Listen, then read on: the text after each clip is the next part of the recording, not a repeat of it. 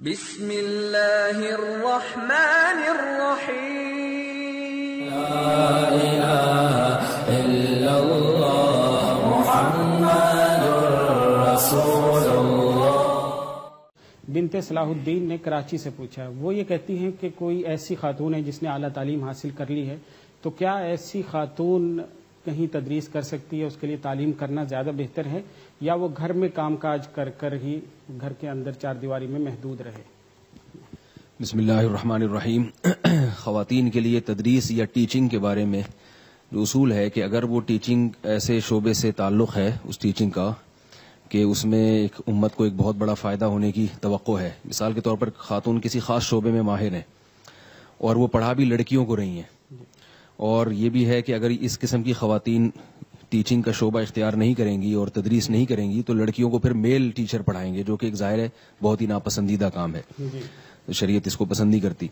تو اس قسم کی خواتین کے لیے اس قسم کے موضوعات پہ ٹیچنگ کرنا یہ جائز ہے، اور نیت اگر اچھی ہو تو نہ صرف جائز بلکہ باعث ثواب ہے۔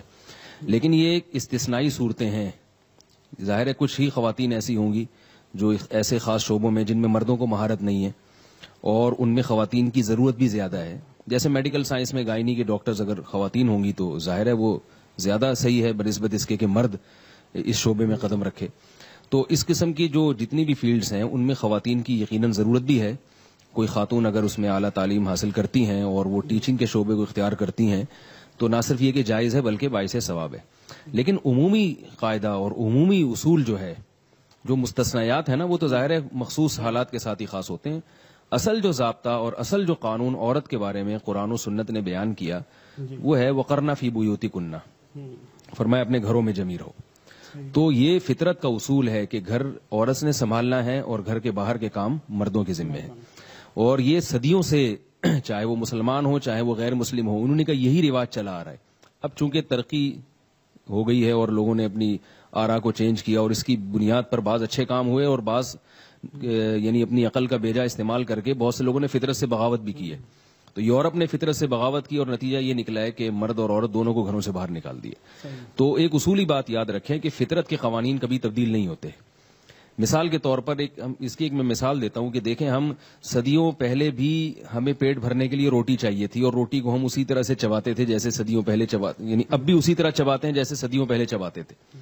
اب اگر کوئی یہ کہے کہ ہم ترقی اتنی ہم نے کر لی ہے کہ اب ہم گندم کی روٹی نہیں کھائیں گے، ہم پلاسٹک کی روٹیاں کھائیں گے، یا یہ کہ ہم چبائے بغیر اس کو نگلیں گے، ظاہر ہے یہ بیوقوفوں والی بات ہوگی۔ جاپان کے سائنسدان یا فرانس کے سائنسدان کو بھی آج اسی طرح کھانا کھانا پڑتا ہے جس طرح سے ایک گاؤں اور دیہات کا رہنے والا کھاتا ہے، اور اس کو بھی جسم میں طاقت اور توانائی کے لیے وہی اسی طرح سے زندگی گزارنی پڑتی ہے۔ گلوکوز کی بوتلوں سے 2-4 دن تو وہ چلے گا لیکن پراپر طریقے سے جب تک کھائے گا نہیں۔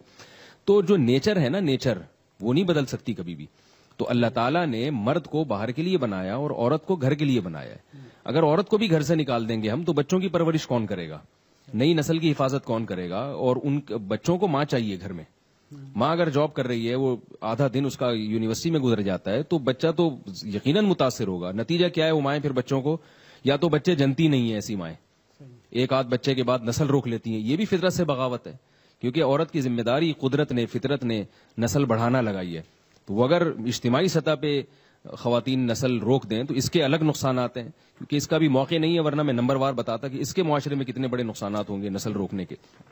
اور اگر وہ نسل پیدا کر رہی ہے مگر ان کو ٹائم نہیں دے رہی تو پھر ظاہر ہے کوئی اور آئے گا بچوں کو پالنے کے لیے، اس کو تنخواہ پہ رکھنا پڑے گا، تو ماں کا آلٹرنیٹ تو کوئی بھی نہیں ہو سکتا۔